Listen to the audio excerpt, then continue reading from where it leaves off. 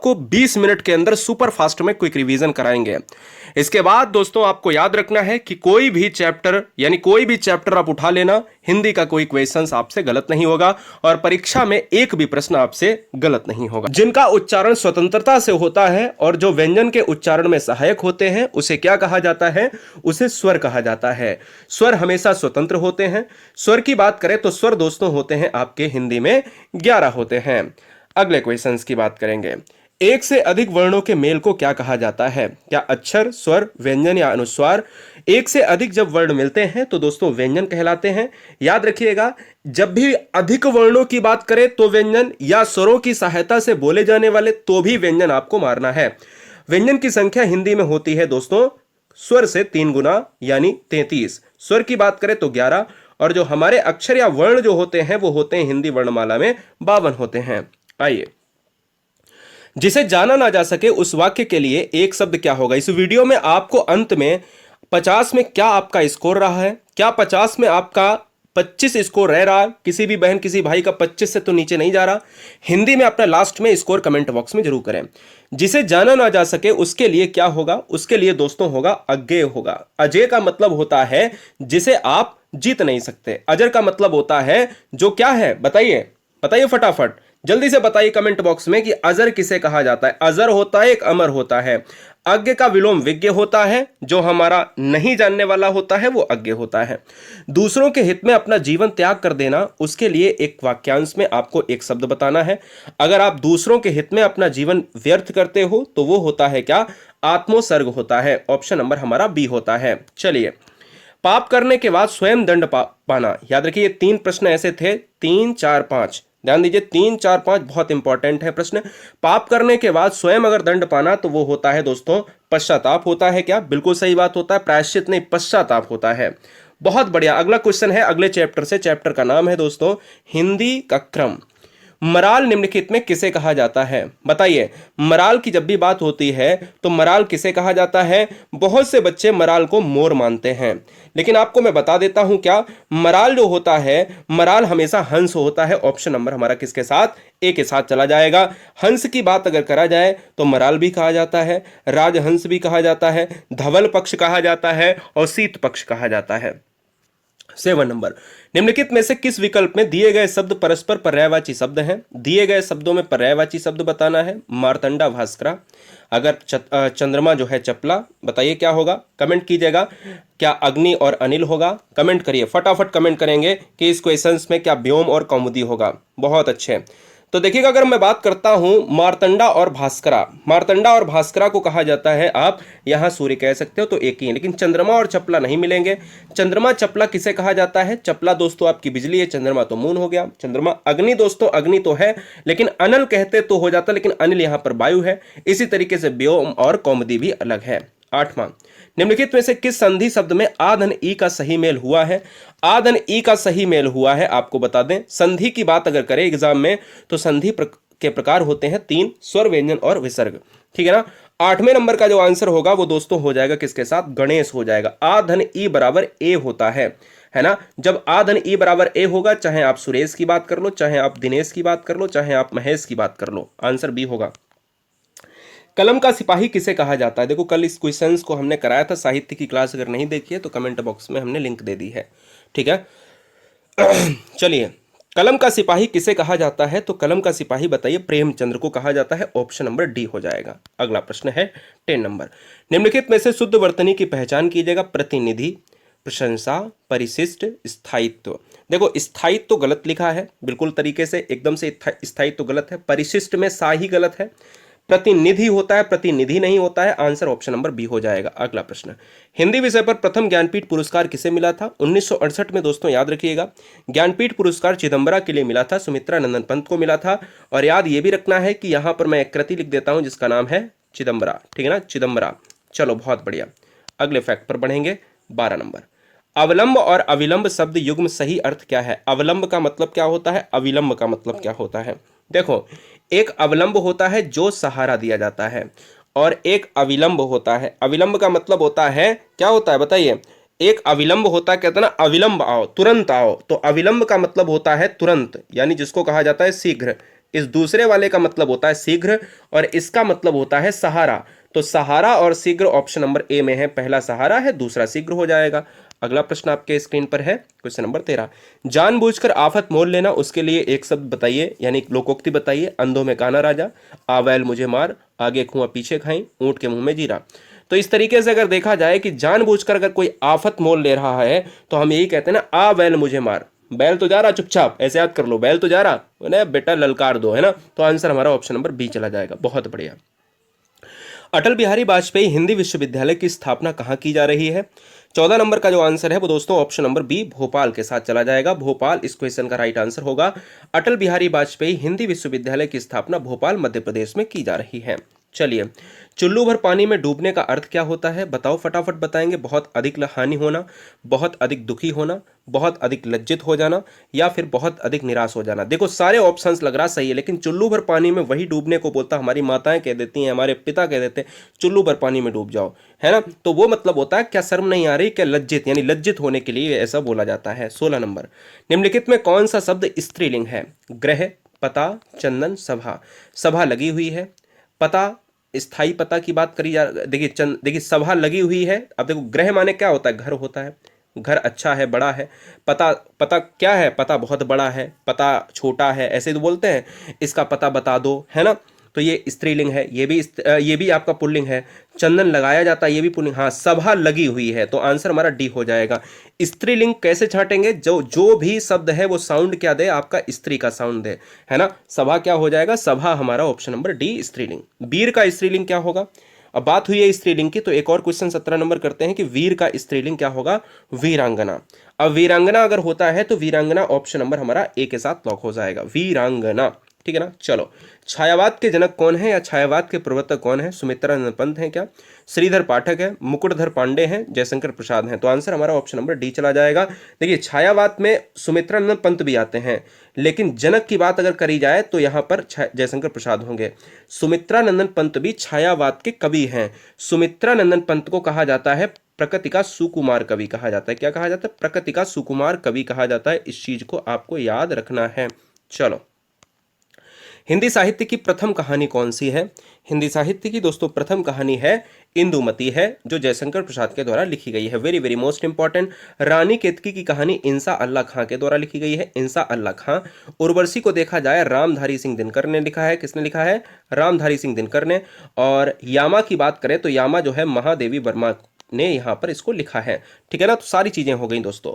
अगला, अप्सरा किसका उपन्यास है? अप्सरा दोस्तों अगर लाला श्रीनिवास दास की बात करो, जयशंकर प्रसाद की बात करें, जैनेन्द्र की बात करें, सूर्यकांत त्रिपाठी निराला की बात करें, अप्सरा किसका उपन्यास है? अप्सरा तो आपको बताना है। यहां पर जो आंसर जाएगा वो सूर्यकांत त्रिपाठी निराला के साथ ऑप्शन नंबर डी। याद रखिएगा, हिंदी में क्रांतिकारी कवि किसे कहा जाता है? तो क्रांतिकारी कवि जो कहा जाता है वो सूर्यकांत त्रिपाठी निराला को ही कहा जाता है। कौन सा विलोम युग्म गलत है? बताइए। 21 नंबर आपको बताना है, फटाफट बताएंगे। अब देखो, सदाचार का कदाचार होता है, साधु का असाधु होता है, तृष्णा का वितृष्णा होता है, लेकिन आंसर ऑप्शन नंबर सी इस क्वेश्चन का होगा, मितव्ययी का अल्पव्ययी। अब मितव्ययी का अल्पव्ययी कैसे हो सकता है? आप बताओ। मितव्ययी, मित माने बहुत कम, अल्प माने भी बहुत कम, जब दोनों ये तो आपस में पर्यायवाची हो गए ना। तो आपको पता है कि जब भी दोस्तों आपसे पूछा जाए कि मितव्ययी का क्या है ना, मितव्ययी का विलोम शब्द आपसे पूछा जाए तो होता है अपव्ययी। अल्पव्ययी नहीं, अप हो जाता है। क्या हो जाता है? अपव्ययी हो जाता है। इस चीज पर भी आप नजर रखें। अगला, हिंदी के सर्वप्रथम गीत लेखक कौन हैं? सबसे पहले गीत लेखक कौन हैं? कमेंट कीजिएगा। बहुत सुंदर। सबसे पहले गीत लेखक महादेवी वर्मा, भारतेंदु, विद्यापति, सुमित्रानंद पंत। 22 नंबर का जो आंसर है विद्यापति हो जाएगा। और इन्हें हिंदी में कहा जाता है मैथिल कोकिल कहा जाता है। क्या कहा जाता है? मैथिल कोकिल कहा जाता है। हिंदी का मैथिल कोकिल किसे कहा जाता है? विद्यापति को। प्रकृति का सुकुमार कवि मैंने कहा किसे कहा जाता है? सुकुमार कवि ये कहा जाता है। भारतेंदु हरिश्चंद्र को आधुनिक हिंदी का जनक और इनको आधुनिक मीरा कहा जाता है। चलिए, रामचरितमानस में प्रधान रस के रूप में किस रस को मान्यता मिली है? यानी रामचरितमानस में कौन सा रस देखा जाता है? पहला, रामचरितमानस किसने लिखा? तो रामचरितमानस को लिखा किसने है? देखिएगा, ध्यान दीजिएगा। रामचरितमानस को लिखा है तुलसीदास ने लिखा है। तुलसीदास ने लिखा है। किस भाषा में लिखा है? अवधी भाषा में लिखा है। रामचरितमानस में कौन सा रस होगा? तो आपको पता है भक्ति रस होगा, ऑप्शन नंबर हमारा ए लॉक होगा। निम्नलिखित में से शुद्ध वाक्य की पहचान कीजिए। शुद्ध वाक्य की पहचान, यह पौधशाला सुंदर है, पुस्तकों का प्राकृतन परिचयात्मक होता है, हमने यह काम करना है, राम अच्छे गुणों से युक्त हैं। आपको पता है दोस्तों कि अगर आप यह पौधशाला सुंदर है ये कर दिया, लेकिन यहाँ प्रश्नवाचक लग गया है, ये गलत हो गया है ना। पूर्ण विराम के बाद प्रश्नवाचक है। पुस्तकों का प्राकृतन, प्राकृतन पहले गलत है और परिचयात्मक ये गलत है, तो ऑप्शन ये भी हमारा कट जाएगा, यानी बी भी गया। हमने ये काम नहीं करना, हमें ये काम करना है, तो ऑप्शन हमारा डी सही हो जाएगा, क्योंकि यही सही है, बाद बाकी ए बी सी गलत है। नमक मिर्च लगाना, इस मुहावरे का उचित अर्थ क्या होगा? गुस्सा दिलाना, बढ़ा चढ़ाकर कहना, ईर्ष्या करना या तीखा करना। मैं कहता हूं बढ़ा चढ़ाकर, तिल का ताड़ बना देना, है ना। छोटी बात को अगर आप बढ़ा चढ़ाकर कहते हो तो आपने नमक मिर्च लगाया है।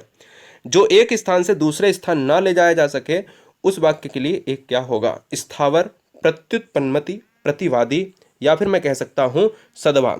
तो मैं ये कह सकता हूं दोस्तों कि इस क्वेश्चन में 26 नंबर का जो आंसर होता है वो हमारा क्या होगा? वो हमारा हो जाएगा स्थावर। देखिए स्थावर का जो विलोम होता है वो होता है जंगम। जंगम का मतलब होता है चलायमान, स्थावर का मतलब होता है स्थिर, जो चीज एक जगह ही रहे।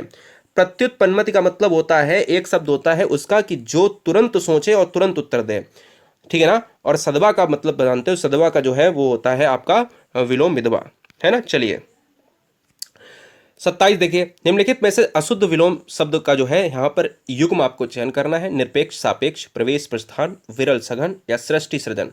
27 नंबर का जो आंसर है वो ऑप्शन नंबर क्या हो जाएगा? सृष्टि और सृजन। क्यों होगा? क्योंकि आपको पता है कि सृष्टि विनाश अगर होता चलो ठीक है। निरपेक्ष का सापेक्ष सही है। प्रस्थान का प्रवेश, देखिए प्रवेश और प्रस्थान आप जानते हो ना अलग है, प्रस्थान गया प्रवेश आया। विरल का सघन, जो सघन है बहुत घना है, और विरल जो दूर दूर है। लेकिन ऑप्शन डी हमारा सही होगा, यही गलत है, अशुद्ध विलोम। सृष्टि सृजन नहीं हो सकता, सृष्टि सृजन तो आपस में पर्यायवाची होते हैं, है ना। चलो भाई, भावुक का सही संधि विच्छेद क्या होगा? भावुक, पहली बात तो संधि कौन सी होगी? संधि होगी स्वर। संधि में स्वर की बात अगर करी जाए तो कौन सी संधि? संधि का अयादि पार्ट होगा, है ना। साथ ही साथ भावुक में आपका क्या होगा? भवधन उक होगा, और भवधन उक का मतलब है ऑप्शन नंबर बी लॉक होगा। निम्नलिखित में से विसर्ग संधि का उदाहरण बताइए। विसर्ग संधि देखिए, महाधन ईस महिष हो जाएगा, या महिष, महिष को आप देखिएगा, ध्यान दीजिएगा कि दीर्घ संधि लेकर तो आएगा। जगत धन ईस, ये तो स्वर है, ये क्या है? ये स्वर है। और जगत धन ईस, ये जैसे ही जगत हो जाएगा, जगत हलंत लग गया, ये तुरंत व्यंजन में चेंज हो जाएगा, ये व्यंजन में चेंज हो जाएगा। यद्यपि और बृहस्पति, बृहस्पति इस क्वेश्चन का आंसर क्या होगा? क्या हो जाएगा? बृहस्पति हो जाएगा, क्योंकि यद्यपि आप जानते हो ये स्वर संधि के यड़ पार्ट में चला जाएगा, यड़, इसमें यड़ संधि हो जाएगी, और ब्रहा, ब्रहा जैसे ही ब्रहा हो जाएगा वैसे ही ऑप्शन नंबर ए लॉक होगा। उत्सर्ग शब्द का विलोम क्या होगा? 30 नंबर, उत्सर्ग का विलोम होगा अपकर्ष होगा। क्या होगा? अपकर्ष होगा, विकर्ष नहीं, अपकर्ष होगा। जो उठता है उसको उत्कर्ष, जो गिरता है उसका अपकर्ष होता है। लास्ट के 20 क्वेश्चन में ध्यान दीजिएगा, बहुत इंपॉर्टेंट है। मैं तो कहता हूँ 31 से 50 के बीच में चल रहे हैं, और ये मैं कहता हूँ कि आपको मैं तुरंत पढ़ाया तुरंत अपलोड किया, क्योंकि मौसम खराब है और मैं आपको कतई नहीं रोक सकता हूँ, ठीक है। चलो फेज वाली वीडियोज़ आपको मिलना शुरू हो जाएंगी। चलो, निम्नलिखित में से अंतस्थ व्यंजन कौन सा है? अंतस्थ व्यंजन हो जाएगा वा। क्यों? क्योंकि आपको पता है या, रा, ला और वा। मैं बहुत तेज लिख रहा हूँ, आप ये ना सोचें, ठीक है। तो ये 4 होते हैं या, रा, ला, वा में, और आपको ऑप्शन नंबर मान रहा है सी। सुषमा किसका पर्यायवाची है? सुषमा जो है किसका पर्यायवाची है? सुषमा। अब आपको पता है कि सुषमा का अर्थ क्या होता है? पता है आपको? नहीं पता है, मैं बताता हूँ। देखिए, जब भी आप सुषमा की बात करते हो तो पहली बात तो इसका वर्तनी भी एग्जाम में कई बार पूछा गया है। क्या है? इसका वर्तनी भी एग्जाम में कई बार पूछा गया है। और सुषमा का जो अर्थ होता है वो होता है सुंदरता, है ना। सुंदरता होता है, यानी सौंदर्य हो जाएगा। सुषमा का मतलब होता है सुंदरता, अत्यधिक सुंदर, प्राकृतिक सौंदर्य, ऑप्शन डी जाएगा। दाल में काला होना, प्रकृति कार्य के अनुकूल करना, यानी जो प्रतिकूल जो होता है, प्रतिकूल कार्य करना, आप चाहे प्रकृति के हिसाब से करो या फिर मनुष्य के हिसाब से करो। गड़बड़ होना, दाल में कोयला, या फिर दाल काली होना, ऑप्शन नंबर बी, यानी कुछ तो गड़बड़ है दया, ऐसे नहीं बोलते दाल में काला है। विश्वामित्र का सही संधि विच्छेद क्या होगा? बहुत अच्छा प्रश्न है। विश्वामित्र का सही संधि विच्छेद आपको बताना है। विश्वामित्र की बात करें तो विश्वधन अमित्र, जहां पर अमित्र वाला ऑप्शन होगा वही हमें लेना है। जहां पर अमित्र वाला ऑप्शन होगा वही हमें लेना है, तो विश्वधन अमित्र ऑप्शन नंबर ए। सात्विक का विलोम शब्द क्या होगा? सात्विक, सात्विक की बात करें दोस्तों तो सात्विक में तामसिक हो जाएगा, जो सात्विक जो तला भुना नहीं खाता है, मांस मछली नहीं खाता है, और वो हो जाएगा तामसिक। ऑप्शन नंबर हमारा बी लॉक हो जाएगा। क्या हो जाएगा? बी लॉक हो जाएगा। हमें तामसिक मारना है, सात्विक के साथ तामसिक। अंतरंग का क्या हो जाता? बहिरंग हो जाता। मुखर का क्या हो जाता? बताइए। मुखर, मुखर, हाँ मूक होता या बाचाल होता। निम्नलिखित में से कौन ऊष्म व्यंजन है? ऊष्म व्यंजन की संख्या भी होती है, 4 होती है। एक सा ये वाला, एक सा ये वाला, एक सा ये वाला, एक हा ये वाला। इनकी संख्या पूरी 4 होती है। सासा सासा हा, और जब सासा सासा हा की बात करेंगे तो ये हो जाएगा। ठीक है ना। चलिए अगले प्रश्न पर बढ़ेंगे। प्रश्न नंबर हमारा आता है 37। खोज करने वालों के लिए एक शब्द। खोज करने वालों के लिए क्या होगा? दत्तक, अतीन्द्रिय, अन्वेषक या अनुपम। 37 नंबर का जो आंसर होगा अन्वेषक हो जाएगा। अन्वेषण करने वाला अन्वेषक कहलाता है, इन्वेंटर कहलाता है। जो क्षीण ना हो सके, जो क्षीण ना हो सके उसके लिए अक्षय कहलाता है। जो अक्षय, जो फटे ना, है ना। अजय आप जानते ही हो, जिसे जीता ना जा सके। असाध्य, जो साध्य ना हो, है ना। पार्थिव, जो पृथ्वी से जुड़ा हो। अगला प्रश्न, जल घोषला किस भिन्नार्थक युग्म के अर्थ हैं? ध्यान दो। जल, अब देखो बहुत इंपॉर्टेंट, जल का इनमें से कौन सा ऑप्शन सही होगा यहां से बताओ। घोषला का इनमें से बताओ कौन सा ऑप्शन सही होगा। घोषला को दोस्तों कहा जाता है, देखो घोषला को कहा जाता है नीड़। नीड़ का मतलब होता है घर, और घर का मतलब ही होता है घोषला, यानी किसी का तो घोषला है। नीड़ का निर्माण फिर नेह का आह्वान फिर हरिवंश राय बच्चन की एक कहानी है, यानी कविता है, लिखी हुई, आपने बचपन में पढ़ी होगी। तो नीड़ माने होता है घोषला और नीर माने होता है जल। ऑप्शन नंबर हमारा ए लॉक हो जाएगा। ये है इंडिया के पुराने इन्वेस्टिंग की दुनिया, पर अब इन्वेस्टिंग। ए वर्ण क्या कहलाते हैं? ए वर्ण, देखो ए है तो ये बोला जाएगा कंठ से, है ना, और साथ में तालु भी होगा। तो साथ में जब तालु होगा तो कंठ तालु हो जाएगा। Option number D. यहीं पर अगर ओ होता तो ओ औ होता तो ये हो जाता हमारा कंठ, क्या हो जाता बताओ? हाँ जी, बहुत बढ़िया, कंठ ओष्ठ हो जाता। चलो, किसी वस्तु को व्यवहार में लाना, इसका आशय क्या होता है? अगर कोई भी वस्तु आपने पड़ी हुई है उसको व्यवहार में ले लिया, कोई भी चीज़ है, साइकिल पड़ी हुई है उसको आपने व्यवहार में ले लिया। 41 नंबर का जो आंसर होगा वो क्या हो जाएगा? प्रयोग हो जाएगा। आपने उसका प्रयोग करना शुरू कर दिया। अगला, अनभिज्ञ का विलोम क्या होगा? अनभिज्ञ की बात कर रहे हैं। अनभिज्ञ को हम अभिज्ञ कहेंगे, अज्ञ का हम विज्ञ कहेंगे, अज्ञ का हम क्या कहेंगे? सर विज्ञ कहेंगे। ये बात आपको याद रखना। विज्ञ माने विद्वान और अज्ञ माने कुछ नहीं जानने वाला। कान काटना मुहावरे का सही अर्थ क्या होगा? कान काटना, कान काटने का मतलब होता है कि कोई भी व्यक्ति आपसे बहुत चतुर है, यानी ऑप्शन नंबर हमारा ए लॉक हो जाएगा। अंडे का शहजादा का अर्थ क्या होता है? अंडे का शहजादा का मतलब होता है कि आप अनुभवहीन, अगर आप अनुभवहीन हैं तो आप क्या हैं? अनुभवहीन होगा, यानी आपको एक्सपीरियंस है ही नहीं, आप एक्सपीरियंस होल्डर नहीं है। वाक्य में प्रयुक्त शब्दों में परस्पर सामंजस्य को क्या कहते हैं? अगर कोई वाक्य में परस्पर सामंजस्य बना रहा है, ये हिंदी का बहुत ट्रेंडिंग क्वेश्चन है।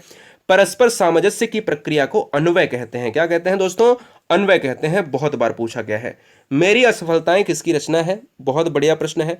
बाबू गुलाब राय, इतनी ज्यादा ट्रेंडिंग रहती है एग्जाम में, ये प्रश्न इंपॉर्टेंट में रख लीजिएगा। बाबू गुलाब राय की ये कविता, ये कहानी और ये दोस्तों रचना, ऑप्शन नंबर ए लॉक हो जाएगा। 47, हिम तरंगिणी किसका जो है? आप जान लीजिएगा। हिम तरंगिणी कई बार पूछा गया, हिम तरंगिणी पूछे या हिम किरीटनी पूछे, कुछ भी पूछे, हिम से जितनी भी रचनाएं हैं वो माखनलाल चतुर्वेदी की हैं, और माखनलाल चतुर्वेदी को कहा जाता है हिंदी साहित्य की आत्मा कहा जाता है। क्या कहा जाता है?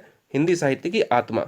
अगला, इनमें से आपको पुल्लिंग शब्द की पहचान करना है। आग लग गई है, स्त्री हो गया, लग गई स्त्री।